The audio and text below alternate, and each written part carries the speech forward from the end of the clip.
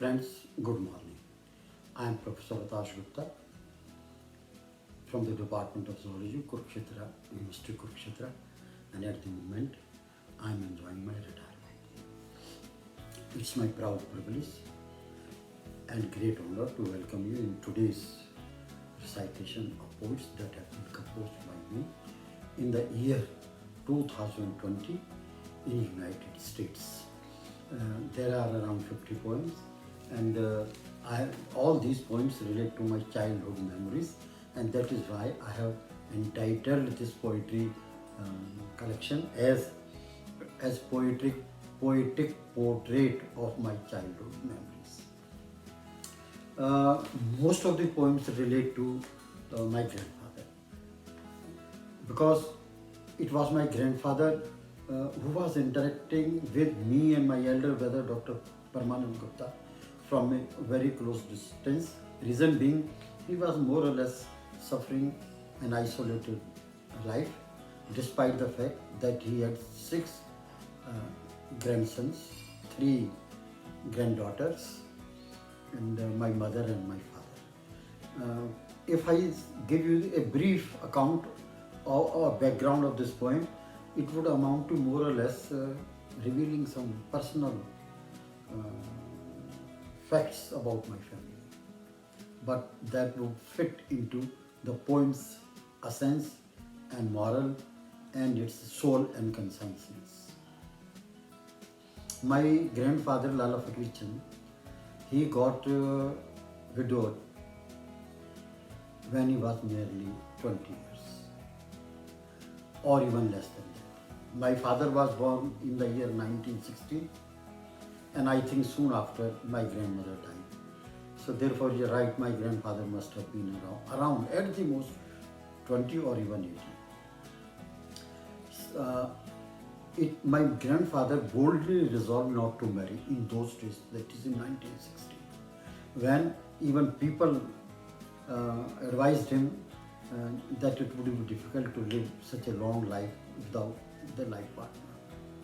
But my grandfather was committed to the development of my father, and therefore he was very firm in his decision not to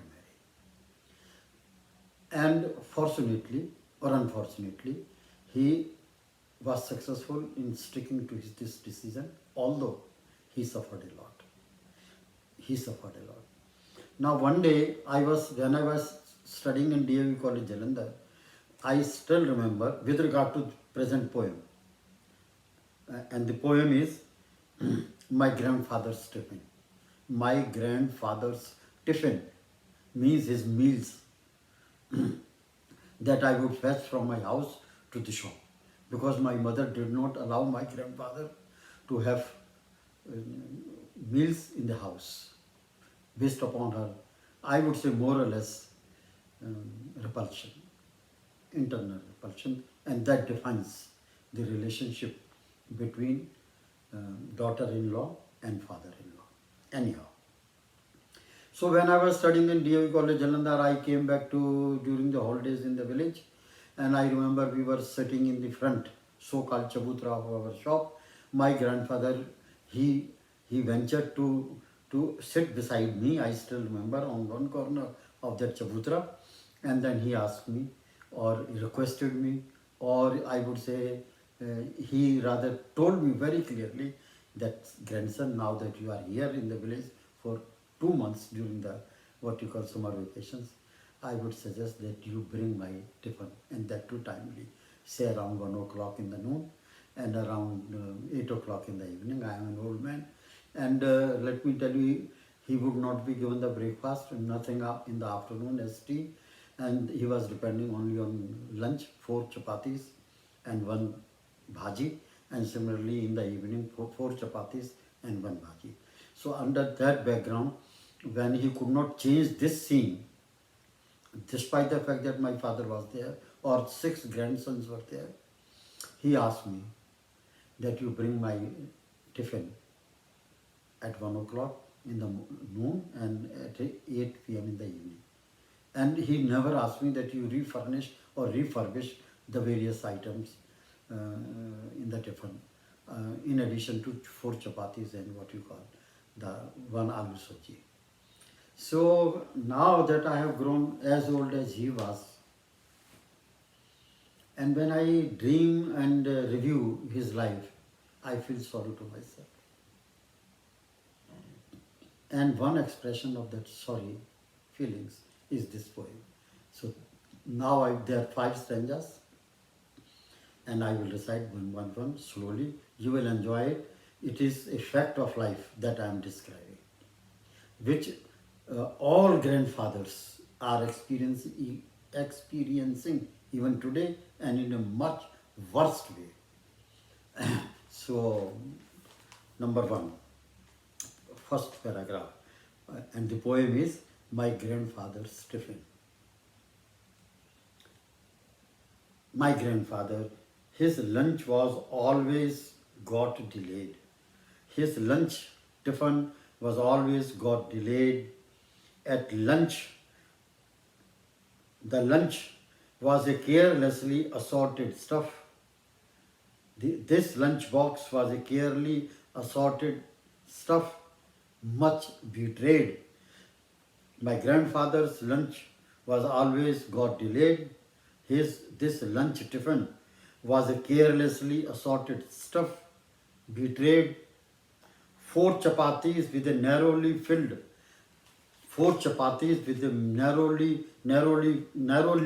filled bowl katori of yellowish crushed boiled potatoes immersed in a salted soup. And number two, he would always aspire, on the other hand, because he was in any case a well-to-do person financially. So against the background that I have described in the first stanza number 2, my grandfather would always aspire for substantially good food, tasty food, sweet pudding, two vegetable dishes, papad and curd. And once in a while, kheer, puri, kachori, but in his fortunes was a plethora of only 4 rotis and one vegetable dish in the katori, thanks to the strong discourtesy of his granddaughter-in-law and my mother. Number 3 stanza. One day my grandfather explored me. That day my grandfather even implored me. He tried to initiate me into a world of responsibilities, but I proved just like a dead and dried log of wood in a stagnant pool, lying stagnant. 2. Fourth, my grandmother passed away early in my grandfather's life.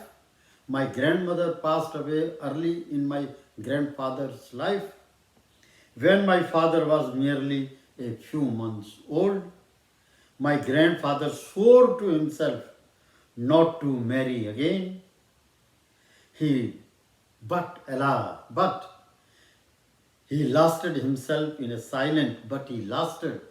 my grandfather lasted himself in a silent turmoil for 60 years.